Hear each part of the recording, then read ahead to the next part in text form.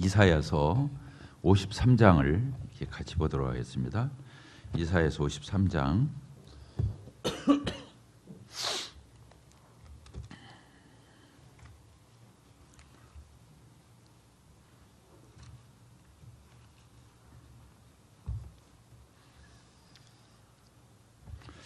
제가 읽겠습니다. 우리가 전한 것을 누가 믿었느냐? 여호와의 팔이 누구에게 나타났느냐? 그는 주 앞에서 자라나기를 연한 순 같고 마른 땅에서 나온 뿌리 같아서 고운 모양도 없고 풍채도 없은즉 우리가 보기에 흠모할 만한 아름다운 것이 없도다. 그는 멸시를 받아 사람들에게 버림받았으며 간고를 많이 겪었으며 질고를 아는 자라. 마치 사람들이 그에게서 얼굴을 가리는 것 같이 멸시를 당하였고 우리도 그를 귀히 여기지 아니하였도다. 그는 실로 우리의 질고를 지고 우리의 슬픔을 당하였거늘 우리는 생각하기를 그는 징벌을 받아 하나님께 맞으며 고난을 당한다 하였노라. 그가 찔림은 우리의 허물 때문이요 그가 상함은 우리의 죄악 때문이라. 그가 징계를 받음으로 우리가 평화를 누리고 그가 채찍에 맞음으로 우리는 나음을 받았도다. 우리는 다 양 같아서 그릇 행하여 각기 제 길로 갔거늘 여호와께서는 우리 모두의 죄악을 그에게 담당시키셨도다. 오늘은 이사야서 53장의 말씀을 통해서 우리 주님 예수 그리스도, 우리 주님이 누구신가에 대해서 다시 한번 상고하는 그런 시간을 갖도록 하겠습니다. 지난 주에는 예수님이 하나님이시다. 예수님은 하나님이셨다. 그런데 그 하나님이신 예수님이 사람으로 우리와 똑같은 모습으로 이 땅에 오셨다. 그래서 우리가 예수님을 바라볼 때 그분을 하나님으로 바라보는, 하나님으로 대하는, 지금도 우리가 하나님으로 믿는 이런 신앙이 얼마나 중요한지에 대해서, 예수님을 바로 아는 것인지에 대해서 말씀을 드렸어요. 예수님 훌륭하신 분이시죠. 정말 이 세상 천지에서는 찾아볼 수 없는 그런 위인이 맞아요. 도덕군자도 맞아요. 성인군자도 맞아요. 다 훌륭하셔요. 그러나 그분은 단지 한 인간에 불과한 분이 아니시라 그분은 창조의 하나님이셨고 하나님의 아들이셨고 전지전능한 하나님이신 그 예수님이 우리와 같은 모습을 입었기에 우리가 그분을 하나님으로 대하지 못하는, 예수님은 잘 믿는데 예수님을 하나님으로 믿지 못하면 다 허사지요. 사실은 그 예수님을 바로 보고 바로 믿는 것도 아니죠. 예수님을 아무리 사랑하고 예수님을 아무리 아끼고 예수님을 아무리 소중히 여겨도 그분이 하나님이라는 사실을 모르면 그건 반쪽도 안 되는 거죠. 그래서 지난 주에 저희들이 하나님께서 예수님이 비록 우리와 같은 모습을 입고 오셔서 이 땅에서 33년의 생일을 하시고 우리 죄를 짊어지고 그분이 고난을 당하시고 피 흘려 희생하시고 3일 만에 부활하시고 그리고 40일 동안 이 땅에 계시다가 승천하셔서 지금은 하나님 보좌 우편에 앉아 계시며 그분이 지금은 대제사장으로서의 충성스럽게 지금도 우리를 위해서 중보하시는 예수 그리스도, 그리고 그 자리에서 우리 주님은 우리 그리스도인들이, 우리 주님의 사람들이 살 수 있는 처소를 예비하고 계시는, 그리고 다시 그분이 이러한 모든 것들을 완성지었을 적에 우리를 데리러 오실 날을 지금 기다리시면서 계속해서 사역하시는 우리 주님의 모습을 이렇게 바라보게 되었습니다. 오늘은 또 한편 예수님이 하나님이신 그 예수님이시지만 예수님이 우리와 같은 인간의 몸을 입고 오신 그 흔적들을, 그분이 왜 우리와 같이 되셨는지, 우리와 어떻게 되셨는지, 그리고 왜 그분이 사람이 되어 오셔서 사람이 겪어야 할 일을 다 겪으셨는지, 그리고 우리 인간들이 져야 할 모든 죄를 어떻게 짊어지셨는지, 그 죄를 또 어떻게 처리하셨는지, 그런 부분에 대해서 우리 주님의 발자취를 이렇게 한번 살펴보는 그런 시간이 되었으면 좋겠습니다. 이사야서 53장은 많은 학자들이 구약 속의 신약이다 이렇게 말합니다. 뭐라고요?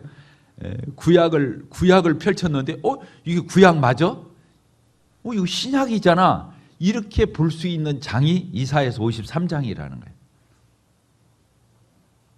놀라운 거죠. 저도 성경을 이렇게 묵상을 해보잖아요. 1년에 이제 성경을 1독씩 이렇게 하려고 계속 이렇게 1년에 한 번씩 읽고 있는데, 신구약을 이렇게 통틀어서 이렇게 읽으면서 느끼는 것은요, 놀라운 것은 이사야서 53장을 생각하면 신기해요. 왜 그러냐면 이 이사야서 53장이 기록된 것은 예수님이 이 땅에 태어나시기 전에 AD 1년, 예수님이 이 땅에 태어나기 전 700년 전에 기록된 성경이에요. 예언서잖아요. 이사야라는 그 선지자를 통해서 앞으로 메시아가 어떤 모습으로 오실지에 대한 이런 예언을 기록한 것이 이사야 53장이에요.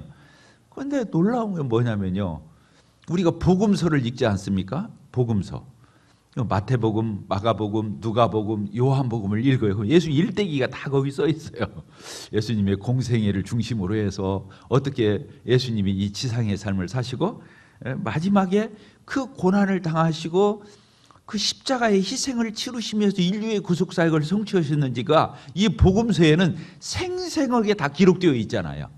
그렇잖아요. 복음서 말미쯤 가면은 다 이게 공통적으로 기록이 되어 있어요. 예수님이 어떻게 고난받으시고 희생을 하시죠. 그런데 놀라운 것은 복음서를 그렇게 예수님의 생애 말기에 그 고난의 흔적을 실제로 우리가 읽고 있는데, 이사야서 53장을 가면 이사야 53장이 더 진해요. 더 자세해요. 더 물씬 풍겨요. 마치 복음서의 후반부 예수님이 그 고난당하는 장면을 읽는 것보다 더 생생하게 예수님의 고난과 희생을 그리고 있는 게 이사야서 53장이라. 이게 놀라운 사실이에요. 이번에도 제가 이사야서 53장을 이렇게 형제자매들과 같이 교제하기 위해서 연구를 하는데 감탄을 안 할 수 없어요. 어떻게 예수님이 오시기 전 700년 전에 이 선지자의 마음을 하나님께서 감동해서 이런 예언을 여기다 이렇게 써놓을 수가 있었는지 도대체 상상할 수가 없는 일이죠. 하나님만이 하실 수 있는 그런 거죠. 그래서 사실은 역사적인 기록으로 보면 이사야서 52장은 이 바벨론 포로 생활을 하던 이스라엘 백성들의 그 말미가 기록되어 있어요. 그 비참한 생활, 바벨론의 포로가 되어서 핍박받고 박해받고 처참한 비참한 이런 생활들이 52장까지 기록이 되어 있어요. 그리고는 53장 이 부분이 이 중간에 들어가 있고 54장에서는 그 바벨론의 포로 생활을 이제 완전히 떨쳐내고 승리하는 장이 54장이에요. 54장이에요. 그런데 그 중간에 들어가 있는 게 이 53장이거든요. 놀라운 것이죠. 뭐냐면 그 바벨론 포로 생활을 끝내고 그 다음에 모든 걸 떨쳐내고 승리하는 이스라엘 백성들의 그 이스라엘의 역사의 일대기를 기록하는데 중간에 누가 들어가 있냐면 53장이 들어가 있는데 예수 그리스도 여호와의 종, 이 메시아의 신 예수 그리스도의 이 구속 사역이 여기에 들어가 있다고 하는 거예요. 그러니까 그 바벨론 포로 생활에서 바벨론에서 해방되는 이 중간에 메시아인 예수 그리스도가 들어 있다고 하는 것은 이분이 주인공이라는 거죠. 이런 일을 이루시는. 그래서 역사적으로도 그렇지만은 우리 구속사적인 측면에서 이런 걸 비춰봤을 적에도 이사야서 53장은 놀라운 장이다. 이런 의미를 지니고 있습니다. 놀라운 것은요, 이사야서 53장은 감춰진 책이에요. 따랐습니다. 감춰진 성경이다. 이스라엘 백성들은요, 지금도 구약을 읽잖아요. 그들이 구약 성경을 지금 가지고 있잖아요. 신약을 안 보잖아요. 그래서 자녀들을 낳아서 가르칠 적에 신약 성경을 못 보게 해요. 지금도 유대인들은 신약 성경을 못 보게 해요. 못 읽게 만들어요. 구약만 읽고 있어요. 그래서 그들이 구약을 가지고 있어요. 그런데 놀라운 것은요, 이스라엘 부모들이 자식들을 가르칠 적에 성경을 읽게 할 적에 53장은 이사야서 53장은 읽지 말고 건너뛰도록 가르치고 있다고 하는 거예요. 지금도. 지금 성경이 써 있어요. 이게 붙어 있어요. 53장이 구약 성경만 보는데 구약 성경을 읽으면서 52장까지 읽고 53장은 보지 마. 54장으로 넘어가면서 54장을 읽어요. 53장은 못 읽게 해요. 읽지 말라고 해요. 놀라운 일 아니겠어요? 기가 막힌 얘기 아니겠어요? 그래서 유대인들을 전도할 적에는 이사야서 53장을 펴면 거꾸러질 사람들은 거꾸러진다는 거예요. 이게 누구냐? 53장을 그들은 지금까지 읽지도 않았고 부모들의 어떤 이런 강압에 의해서 이게 숨겨진 장처럼 감춰진 이런 성경이었는데 그들에게 이사야서 53장을 펼쳐서 이게 누구겠느냐고 말을 할 적에 그들은 신약 성경 한번 안 읽었어도 53장을 정직하게 읽으면 이게 예수님이라고는 사실을 부인할 수 없다는 거예요. 그들이 예수님을 절대로 부르지도 못하고 예수님을 믿지도 못하고 예수님을 바라보지도 못하게 다 은폐했는데도 불구하고 이사야서 53장을 읽으면 누가 떠오르느냐? 예수님이 떠오르게 돼 있다는 거예요. 그러면 왜 이사야서 53장에 구약 성경에 이 예수님이 이렇게 써 있지? 그리고 예수님이 이 땅에 오셔서 하신 일과 왜 이렇게 일치가 되지? 그럼 이건 뭐지? 그래서 전도가 된다고 하는 장이 이사야 53장이에요.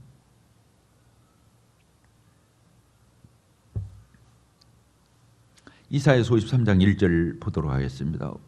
우리가 전한 것을 누가 믿었느냐? 여호와의 팔이 누구에게 나타났느냐? 이게 무슨 말씀이냐면요. 이게 구속사잖아요. 메시아. 하나님께서 구약이 뭘 가르치는 책입니까? 예수님도 말씀하세요. 요한복음 5장 39절에 이렇게 말씀하세요. 너희가 영생을 얻고자 성경을 상고하거니와. 이 성경은 구약을 얘기하는 거예요.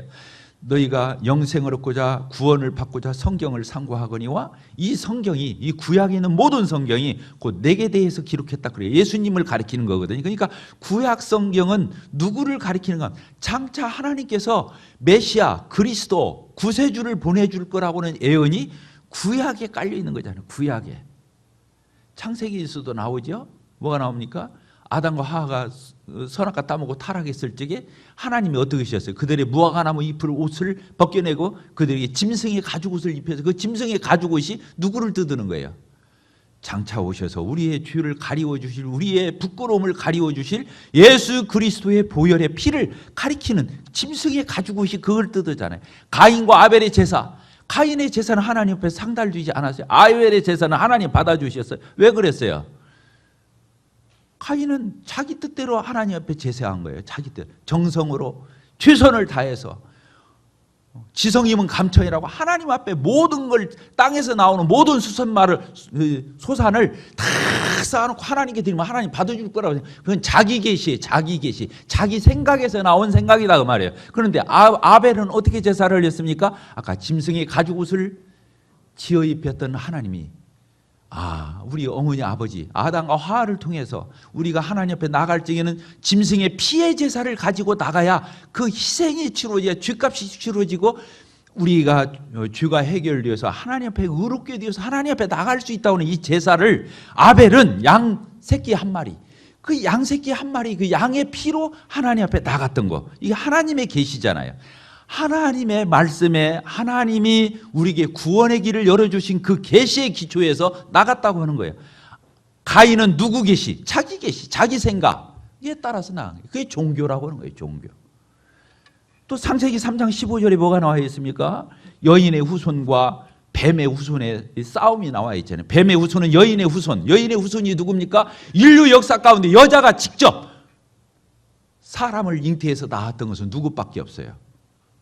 예수 그리스도밖에 없어요. 동정녀 마리아, 처녀인 마리아에게 성령으로 잉태해서 남자의 피를 받지 아니하고 여자가 직접 난 여자의 후손 예수 그리스도를 뜻하는 거잖아요. 여자의 후손이 어떻게 해서 뱀의 후손, 마귀의 머리를 깨버릴 것을 얘기해요. 머리를 깨버릴 것, 마귀를 결정적으로 이기고 승리할 이런 걸 얘기한 거잖아요. 예수님이 십자가의 피로 마귀가 가져왔던 모든 죄를 다 해독시켜버리고 죄를 다 사해버리고 죄를 없애버렸잖아요. 그리고 죄로 말미암아 온 사망을 피할 자가 없어요. 사망이 왕노릇했는데 그 사망 권세를 깨뜨리고 생명의 부활로 부활하신 예수님의 이 부활의 승리는 사망에 대한 승리고 죄에 대한 승리고 마귀에 대한 승리고, 그래서 여자의 후손인 예수 그리스도가 와서 뱀의 머리를 깨버릴 이런 놀라운 계시가 되어 있잖아요. 뱀의 후손은 여자의 후손인 예수 그리스도의 발꿈치를 물었어요. 발꿈치는 뭐예요? 예수님을 십자가의 고난에 넘겨서 십자가에서 희생당하게 하는. 그럼 예수님이 메시아가 죽고 끝나버릴 줄 알았잖아요. 그러나 예수님은 죽음으로 끝난 게 부활하셔서 죽지 않았잖아요. 살아났잖아요. 그러니까 뱀의 머리를 깨버렸죠. 뱀은 예수 그리스도 여자의 후손인 그 후손의 발뒤꿈치를 물은 거예요. 발뒤꿈치 물어갖고는 안 죽는 거잖아요. 이런 놀라운 계시가 성경에 다 적혀 있어요. 구약에 나와 있는 모든 희생제사, 그 수많은 소, 수많은 염소, 수많은 양, 수많은 비둘기, 수도 없는 짐승들이 사람들이 죄를 위해서 대속제물로 드려졌잖아요. 그래서 이스라엘 역사는 성전의 역사고 성전에서 제사 드리는 역사가 이스라엘의 역사예요. 그렇잖아요. 근데 그 성전에서 제사 드린 그 모든 희생 제물이 뭘 가리키는 거였어요? 장차 하나님의 아들이신 그 메시아 그리스도가 오셔서 이 속죄 제사를 다 진정한 어린 양으로 오셔서 이 모든 인간들, 아담 안에서 주인으로 태어난 모든 인간들의 죄의 문제를 해결하실 이런 놀라운 것이 이 제사 속에 다 들어 있었던 거예요. 제사를 그래서 드렸던 거잖아요. 이스라엘 6월절 행사도 있었죠. 이스라엘 백성들이 애굽에서 벗어날 적에도 어떻게 해서 벗어났습니까? 9가지 재앙을 내려 그래도 바로가 말을 안 들으니까 10번째 재앙이 뭡니까? 하나님께서 장자들을 다 죽였잖아요. 짐승이든 사람이든 다 죽였어요. 그때 어떤 집이 살았어요? 어린 양을 잡아서 그 피를 문설주와 임방에 바른 집은 패스오버, 죽음이 그 집을 건너뛰는 그 이스라엘 백성들은 하나님의 계시대로 하나님의 약속한 대로 양의 피를 발라서 빨갛게 바르는 집은 내가 건너뛸 거야. 하나님의 계시잖아요. 하나님이 알려준 대로 그들이 피를 바르고 그날 살아남았잖아요. 이게 다 누구를 뜻하는 거예요? 6월절 어린 양 되신 우리 주 예수 그리스도. 고린도 전서 5장 7절, 고린도후서 5장 7절에서 우리의 6월절장 되신 우리 주 예수 그리스도께서 피 흘려 희생이 되셨다 이런 말씀을 하고 계신데 이런 구약에 나와 있는 이런 모든 것들이 누구를 가리키는 거냐는 거예요. 누구를 가리켜? 예수 그리스도의 고난과 희생을 가리키는 거잖아요. 그런데 이 1절 2절이 그걸 얘기해 주는 거예요. 구약에서 가리키는 이 모든 것들이 1절 뭐라고 되어 있습니까? 우리가 전한 것을 누가 믿었느냐? 이렇게 하나님께서 계시해 주시고 인류의 구속사를 알려주시고 장차 메시아인 예수님이 오셔서 이렇게 하실 것을 여기 써 있잖아요. 누가 믿었느냐? 누가 믿었냐는 거예요. 이 예수를 누가 믿었냐는 거예요. 그 다음 절이 뭐라고 되어 있습니까? 여호와의 팔이 누구에게 나타났느냐? 이런 하나님의 놀라운 은혜가 누구에게 입혀졌냐는 거예요. 자, 저를 보십시다. 우리 형제 자매님들 놀랍잖아요. 이것을 바로 믿은 우리가 여기 앉아 있잖아요. 이스라엘 사람들은 지금도 안 믿고 있어요. 이사야서 53장을 못 보게 하고 있어요. 신약 성경을 못 보게 하고 있어요. 예수 이름을 부르지 못하게 하고 있어요. 지금도 그러고 있어요. 예수님이 누구에게서 나죠? 그 이스라엘에게서 나오신 분이요. 유대인이요. 예수님 유대인으로 오셨어요. 근데 자기 백성들은 지금까지도 예수님을 거절하고 그런데 이게 누구에게 나타나요? 이스라엘이 거절하니까 이방인에 넘어와서 오늘날 우리가 이 사실을 우리가 믿고 있어요. 우리가 전한 것을 누가 믿었느냐? 여호와의 팔이 누구에게 나타났느냐? 감사. 바로 우리에게. 다 이걸 안 믿고 하나님의 능력이 입힘을 받지를 못하는데 2절 그는이 누굽니까? 갑자기 그는 여기서 이사야서 53장이에요. 여러분들이 그가 여기에다 줄을 쳐보세요. 동글뱅이를 쳐보세요. 몇 번 나오나? 그건 이따가 끝나고 치세요. 네.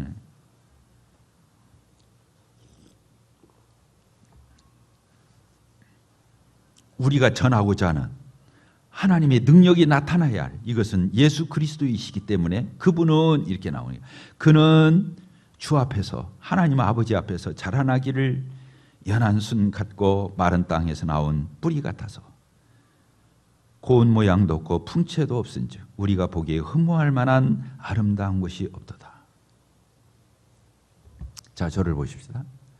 예수님이 이 땅에 오셨어요. 예수님이 이 땅에 오셨어요. 그분이 누구셔요? 지난주에 설명했잖아요. 예수님이 누구셔요? 하나님이셔요. 따라서 예수님은 하나님이시다. 창조주시다. 하나님의 아들이시다. 근데 그분이 어떻게 여기 써 있어요? 그분이 어떻게 써 있어요? 그는 주 앞에서 자라나기를 뭐라 했어요? 연한 순 같고, 연한 순이 뭐예요? 조금 있으면 봄 뒤면 싹이 돋잖아요. 나무 위에서도 우미 트고 싹이 트고 땅에서도 새싹들이 나와요. 이렇게 나옵니다. 얼마디 연어디 연해요. 그 겨울을 참고 기다렸다가 움트고 나오는 그 싹, 그냥 연두색, 그 연한 순처럼 예수님을 그렇게 표현하고 있어요. 강한 것이, 거친 것이, 싸나운 것이, 딱딱한 것이 전혀 없는 연한 순 같은, 진짜 볼품 없는 새싹처럼 예수님을 그렇게 표현하고 있다고 하는 거예요. 또 뭐라고 그랬어요? 그다음 마른 땅에서 나온 줄기 같다. 마른 땅에서는 뿌리 같다. 그 완전히 말라 양 쩍쩍 갈라지는 그런 땅에서 나온 그 줄기, 거기서 나온 뿌리, 줄기. 그러니까 정말로 볼품없는 앙상한, 그렇잖아요. 식물은 물이 없으면 아무것도 아니잖아요. 마른 땅에서 나온 쩍쩍 갈라진 땅을 뚫고 나오는 그 뿌리 같은 줄기 같은 모습으로 예수님이 오셨다고 하는 거예요. 그러면서 뭐냐면, 그러니 무슨 볼품이 있겠냐.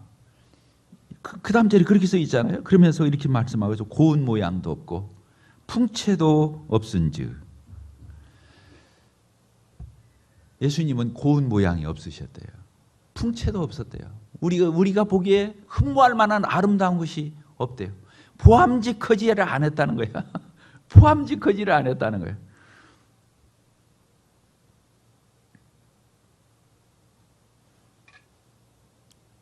근데 여기 성화 같은데 이런 데 보면 예수님이 얼마나 잘생겼어요. 이게 거짓말 화가가 상상 속에서 세상에서 최고 미남 얼굴을 그려놨는데 여기 성경에 근거하지 않은 거예요. 예수님은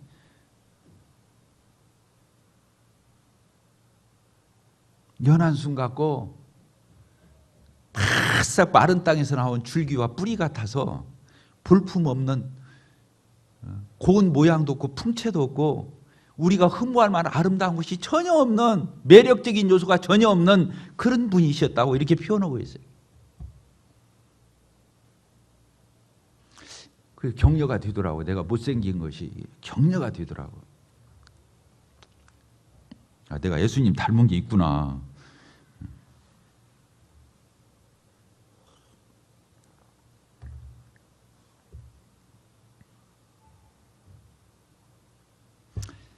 세상이 기대하는 메시아, 세상이 기대하는 메시아, 세상이 보고자 하는 메시아, 세상이 기다리는 메시아. 오늘날 똑같죠. 오늘날 여기 우리가 다 앉아 있습니다. 우리가 생각하는 메시아, 그리스도 누굽니까? 막 부자 되게 해주고 똑똑하게 해주고 만사가 다 형통하게 해주는 그런 메시아를 우리가 꿈꾸고 있다면 착각이죠. 성경은 그런 메시아를 가리키는 게 아니에요.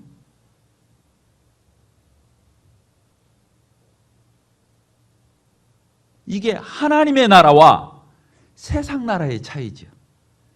우리가 지금 큐티 하잖아요. 아침마다 큐티 하잖아요. 책자 계속 너 어느 나라 사람이야? 하나님 나라와 세상 나라, 인간 나라를 대조하는 거예요. 대조하는 거예요. 어떤 눈으로 바라볼 거야? 너는 어느 소속이야 도대체? 이걸 얘기하는 거잖아요. 세상이 기대하는 메시아는 어떤 거겠어요? 저 바벨론 포로 생활하던 이스라엘 백성들의 역사 가운데서 바벨론이 어마어마한 제국이에요. 그 어마어마한 제국을 물리치고 평정하고 정복해서 어마어마한 왕이, 그 사람들은 메시아를 왕으로 생각했거든요. 왕으로 생각해서. 그래서 백마를 타고 나타나서 세상을 다 호령하고 평정해서 이스라엘을 독립시켜서 이스라엘이 세계 만방의 우두머리 국가가 되어서 예루살렘이 세상의 수도가 되어서 그게 나중에 천년왕국도 이루어진다는 거예요, 사실은. 근데 이렇게 꿈꾼 거예요. 그런 메시아가 올 거라고. 로마 제국, 예수님이 오셨을 때도 그랬어요. 로마 제국하에 있었어요. 빌라도가 로마 총독이었잖아요. 그러니까 예수님을 막 사람들이 따라다녀. 진짜 메시아가 왔나? 가만히 보니까 우리가 막 배고픈데 데리고 다니다 말씀 전하다 배고프니까 물고기 5마리와, 아니 물고기 2마리와 떡 5개. 그냥 기도 한번 하니까 5천 명이 먹고도 12강주리가 남아. 아, 이분 왕 삼으면, 이분 임금 삼으면 우리 그냥 호강하겠다. 모든 만사가 다 풀리겠다. 아무리 불치병도 예수님이 가서 안수하면 나서버려. 뻘떡뻘떡 일어나는 거야. 눈동병자가 고치면 소경이 눈을 뜨는 거야. 예수님 당시 때 그랬어요. 그러니까 예수님을 억지로 임금 삼으려고 했는데 예수님이 도망다녀서 산으로 가고 들로 가서 혼자 기도하시고. 예수님을 따르던 12 제자들도 예수님을 몰라봤어요. 부름을 받았는데 몰라봤어요. 예수님 제자 중에 그 제자 있잖아요. 알파와 오메가 된 제자. 야고보와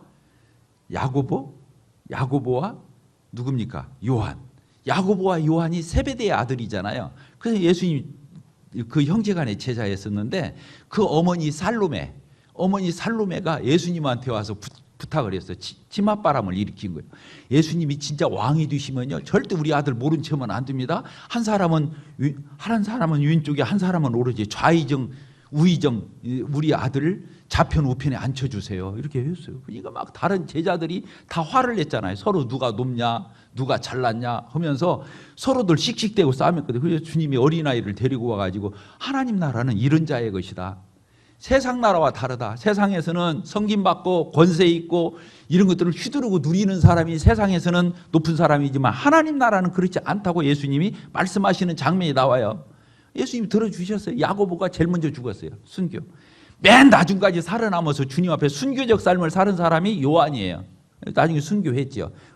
좌의정 우의정 한 거예요. 맨 처음에 죽고, 하나들은 맨 처음에 죽고 맨 나중에 죽고, 그 어머니 말들을 예수님이 들어준 거예요. 그게 하나님 나라에서는 좌의정 우의정이 맞는 거지요.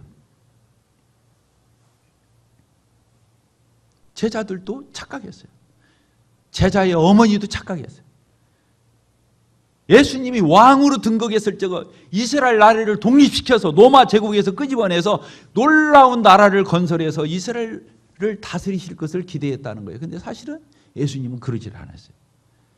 정말로 때로는 그런 것들을 보여줘요. 바다 위를 걸으시고 오병이어의 기적을 일으키시고 물로 포도주를 만드시고 놀라운 일들을 하셨죠. 그러나 그분이 하나님이시라는 어떤 파편을 보여주셨을 뿐이지 절대로 그런 것에 유혹되지도 않았고 예수님은 그런 생애를 보내지 않았어요. 여기 보니까 예수님에 대해서 착각하는 모습을 보게 되죠. 하나님은 이런 예수를 보냈어요. 이런 메시아를 보냈어요. 그는 주 안에서 자라나기를 연한 순 같고 마른 땅에서 나온 뿌리 같아서 고운 모양도 없고 풍채도 없은즉 우리가 보기에 흠모할 만한 아름다운 것이 없도다. 더 나아가서 이런 모습으로 왔을 뿐만 아니라 어떤 또 취급을 받았느냐가 써 있어요. 이런 모습으로 오셨고 이런 취급을 받아 그는 멸시를 받아서 사람들한테 업신여김을 받아서 따돌림을 받아서 비웃음을 받아서 그는 멸시를 받아서 사람들에게 버림받았으며 간고를 많이 겪었으며 여기 간고는 슬픔을 얘기해요. 슬픔, 간고. 영어로 sorrow라고 하는데 이게 굉장히 애통하는 마음, 그 슬픔, 비참한 이런 걸 얘기하는 거. 간고를 많이 겪었으며 질고를 아는 자. 질고는 몸고생, 이 몸에 있는 질병으로 인해서 고생하는 걸 질고라고 그러는데 예수님은 그 몸에 이런 걸 다 겪었다. 사람들에게 멸시를 받았고 사람들에게 버림받았고 간고를 많이 슬픔, 인생의 희노애락을 다 그분이 겪으시고 질고를 아는 모든 인간의 고통과 이 애로사항을 다 경험하는, 그래서 마치 사람들이 그에게서 얼굴을 가리는 것 같이 멸시를 당하였고 우리도 그를 귀히 여기지 아니하였다. 우리도 그를 귀히 여기지 아니하였다. 왜? 세상적인 눈으로 바라볼 때 호감스러운 게 아무것도 없어. 기대할 게 없어. 내가 생각하던 메시아 아니야. 구세주가 아니야.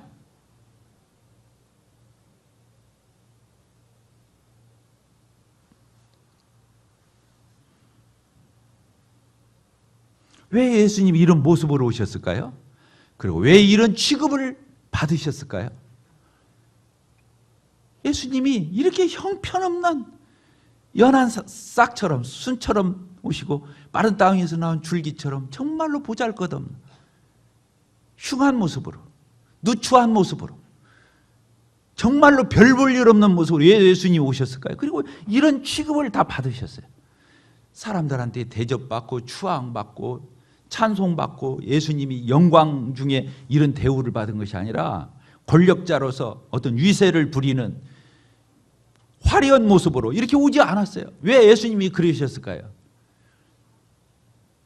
예수님이 이런 모습이라야 모든 사람이 예수님을 찾아올 수 있었기 때문이라고 성경학자들은 해석하고 있어요. 예수님이 이런 모습이라야 예수님 앞에 오는데 부담이 하나도 없대요. 따라서 봅시다. 부담 없다. 이거 똑똑한 사람 옆에 가려면 왜 이렇게 부담스러워? 미안해요. 네, 그렇잖아요. 세상에서 뭐라도 되는 사람 앞에 가려면 의식이 되잖아요. 내가 퇴직하고 우리 직원들 봤어요. 여기 송천동에 있는 추어탕집에 앉아 있는데 지사장으로 퇴직한 사람이 와서 밥을 먹더라고. 또 한쪽에는 그냥 퇴직한 직원들이 10여 명이 우르르 들어오더라고. 근데 자기들끼리 아는 체를 않더라고. 왜? 식당에 와서도 부담스러운 거예요. 회사에서 높은 직위에 있었던 사람은. 이미 퇴직을 해서 다들 놀고 있는데도. 왜 예수님이 이런 모습으로 왔을까요? 누구라도 예수님 오는데 부담 없게 하려고. 예수님 오는데 거리낌 없게. 아무라도 예수님한테 와도 하나도 의식하지 않게 하려고. 성경학자들이 이렇게 써는 제가 어떻게 알겠어요?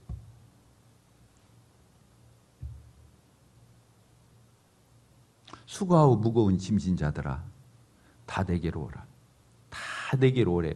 수고하고 세상 살면서 아까 여기 있는 것들이 다 우리 세상 사는 사람들의 특징이잖아요. 아까 슬픔, 질고, 몸고생, 애통함, 괴로움, 서로 간에 내는 상처들 얼마나 많아요. 상처투성이지. 인간으로 말하면 안으로든 밖으로든 상처투성이가 인간이잖아. 아담 아래서 선악과 따먹고 타락한 그 아담의 자손들은 다 이 속에 있는 거잖아요. 사실은. 근데 그런 사람들이 예수님한테 와야 치료받죠. 그렇죠? 예수님한테 와야 회복받죠. 예수님한테 와야 구원받죠. 근데 예수님이 대단한 모습이면 누가 올 수 있겠어요? 사람들이 예수님이 군중이 둘러싸여가지고 막 움직이니까 예수님이 뭐 대단한 분인 줄 알고 어떤 여자가 와서 혈루증 앓는 여자가 12년 동안 혈루증 앓다가 예수님만 만나면 나을 것 같은 거야. 근데 사람들이 둘러싸여 예수님 앞에 당당히 나와서 저고치줘도 말도 못하는 거야. 사람들이 휩쓸려서 가니까 부담스러웠던 거야. 그래서 몰래 뒤에 가서 예수님 옷자락만 손을 잡은 거예요. 근데 나서 예수님이 아는 거예요. 자기에서 능력이 나간 걸 누가 내 옷에 손을 댔냐고 부르는 거예요. 아무도 안 됐다고. 군중이 밀치니까 예수님 착각하신 거라고. 아니다. 내게서 능력이 나갔다. 여자가 발발발 떨고 있는 거예요. 그 여자가 예수님 뒤에 와서 옷깃을 만진 거예요. 그 여자가 예수님이 그때 당시 편하게 안 느껴졌던가 봐. 사람들이 몰려서 다니니까 예수님이 막 대단한 분이. 그러니까 몰래 뒤에서 옷자락 만드는 거예요.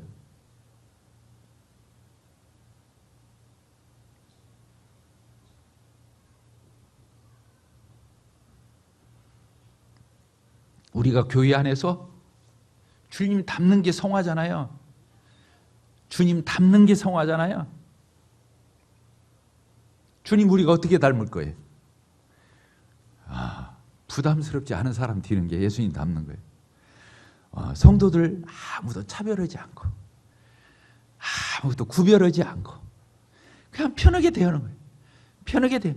그게 예수님 닮은 거 아니겠어요? 여기 보니까 우리가 예수님을 믿고 세월이 흘러갑니다. 세상에서 하던 것들 많이 않게 되죠. 많이 죄가 멀어지죠.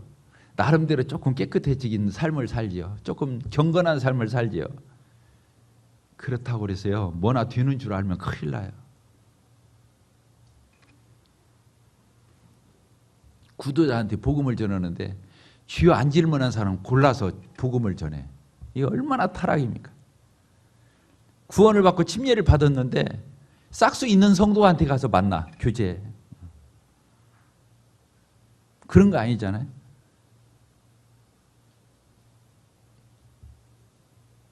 제가 예수님 믿은 지 벌써 40년 됐어요. 40년. 예수님이 뭐 일찍부터 제가 교회는 다녔지만 예수님이 진짜 만난 것은 27살 때. 제가 지금 67이니까 40년 됐어요. 40년 동안 제 버릇이 참 많이 고쳐졌어요. 많이 고쳐졌어요. 그래서 또 성도들 속에서 이렇게 살다 보니까 죄도 안 지켜도 되고 많이 고쳐지기도 하고 많이 달라졌어요. 어쨌든 환경이 됐든 뭐가 돼 내가 많이 그러면 제가 뭐 대단합니까? 제가 깨끗합니까? 제가 그만큼 똑바릅니까? 그런 거 아니잖아요.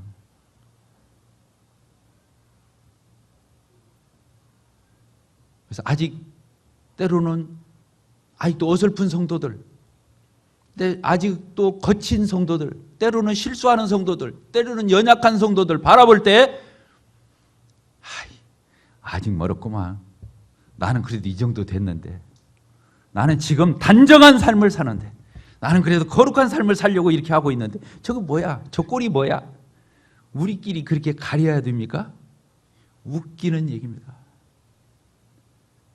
이만큼 그나마 내가 주님이 보존해 주 성도다운 삶을 조금이라도 흉내라도 내고 이런 단정한 삶을 살고 있다고 한다면 그것도 주님의 은혜죠. 그게 주님의 은혜. 지가 뭐라도 잘나서 뭐라도 깨끗해서 그만큼 노력해서 뭔가 얼마나 자기가 개선이 되어서 그렇게 된 게 아니죠. 여기에서 우리 성도들이 착각하면 안 돼요. 우리 성화해야 돼요. 주님 닮아가야 돼요. 성령을 따라 살아야 돼요. 거룩해져야 돼요. 그러나 그것이 나의 의의로 조금이라도 자기 원하면 그건 저주예요. 성화 아니에요. 성화 아니에요.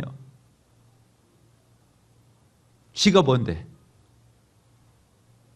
구원받아서 20년, 30년 되고 조금 모범적인 생활하고 FM적인 생활하고 성경적인 흉내를 낸다고 해서 내가 뭐나 된 줄 안다면 그건 슬픈 일이죠.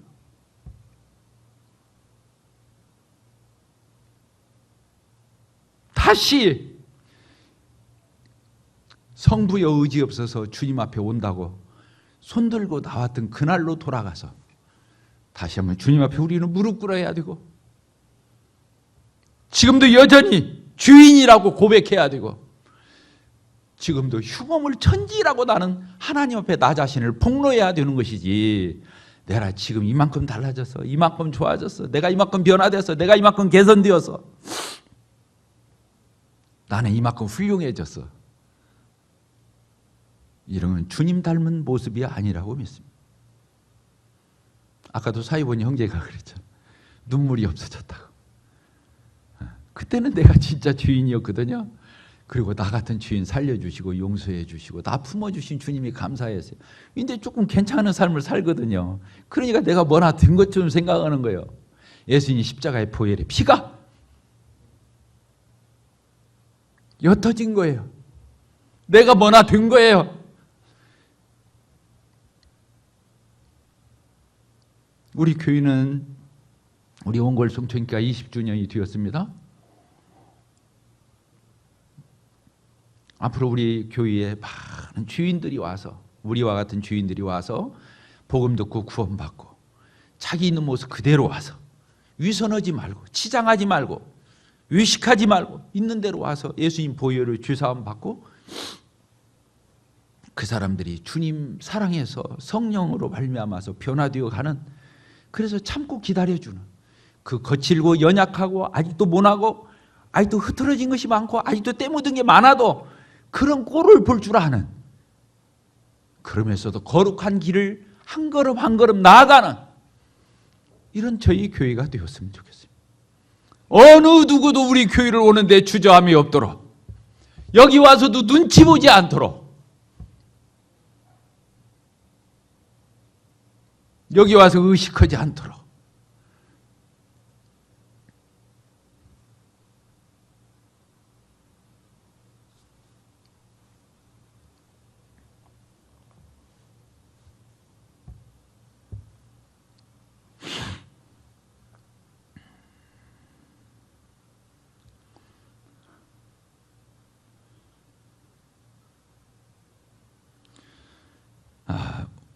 사람들에게 3절에 보니까 그런 취급을 예수님이 받으셨습니다. 그리고 우리도 그를 귀히 여기지 아니하였도다.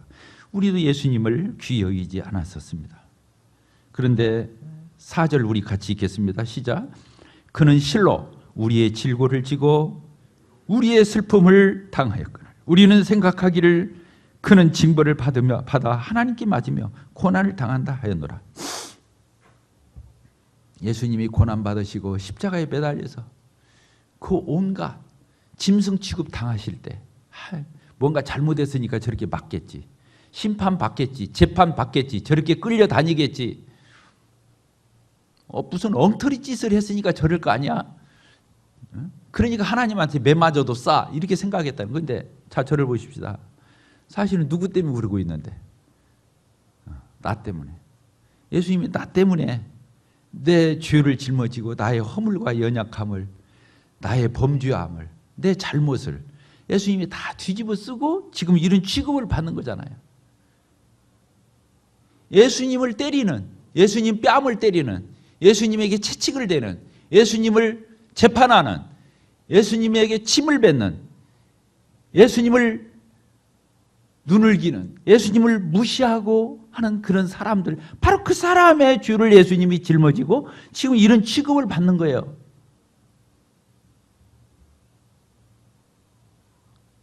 근데 인간이 얼마나 타락했는가 알겠잖아요. 얼마나 죄인인지 알겠잖아요. 자기들은 그래도 뒤는 것처럼 손가락질 해도 뒤고, 뺨 때려도 뒤고, 비웃어도 뒤고, 눈을 기어도 뒤고. 인간이 그렇게 죄인이잖아요. 그리고 그분이 누군데? 지금 자기 앞에서 그런 취급을 받는 분이 바로 누군데? 창조해 주시고 인간을 지으신 분이시고 만유에 주시고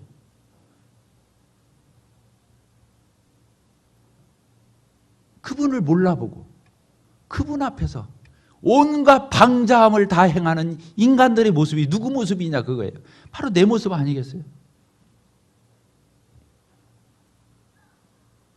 5절 읽고 마치도록 하겠습니다. 5절 시작. 그가 찔림은 우리의 허물 때문이요 그가 상함은 우리의 죄악 때문이라. 그가 징계를 받음으로 우리는 평화를 누리고 그가 채찍에 맞았으므로 우리는 나음을 입었다. 그렇죠. 우리가 죄사함을 받고 구속함을 얻고 구원받고 우리가 얼마나 평안하게 살고 있어요. 얼마나 기쁨이 있어요. 얼마나 만족이 있어요. 얼마나 다 우리의 상처들이 얼마나 치유가 됐어요. 그러잖아요. 얼마나 많은 것들이 우리가 회복되었어요. 주님의 형상을. 이거 누구 때문이라고요? 나 때문에 맞으신, 나 때문에 찔리신 그분이 그렇게 했기 때문에 나에게 반대급부로 주어졌다고 하는. 다음에 기회가 있으면 이사에서 다음을 이어서 이렇게 보세요. 대속의 진리가 가장 성경 66권에서 가장 선명하고 잘 나와 있는 장이 이사야서 53장이에요. 오늘 그 부분까지는 못 들어가지만 다음에 우리가 다시 이사야서 53장을 보기로 하고 그 예수님에 대한 모습 속에서 우리는 많은 것들을 다시 교훈받게 되고 그 예수님을 재발견하는 그런 저희들이 되었으면 좋겠습니다. 기도하고 마치겠습니다. 하나님 아버지, 감사와 찬송을 올립니다. 하나님을 배반하고 떠난,